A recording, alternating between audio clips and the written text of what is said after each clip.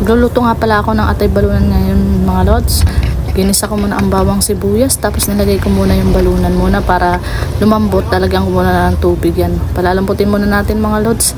Pag lumambot na yan at nagkati na, ako lalagay yung atay ng manok mga lods.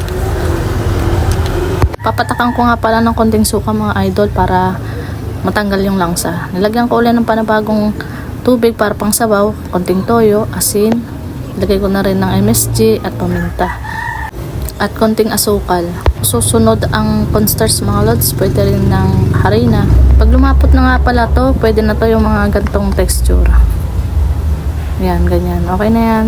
Tara, kain na tayo mga lods. Ito na yung final ng ating luto, atay balunan. Ano pang hinihintay no? Tara, lapangan na. Ayan, unang subo nga pala para sa inyo to mga idol. Sarap mga lods, tamang tama yung timpla niya. Yan, meron din tayong lakatan, pampahimagas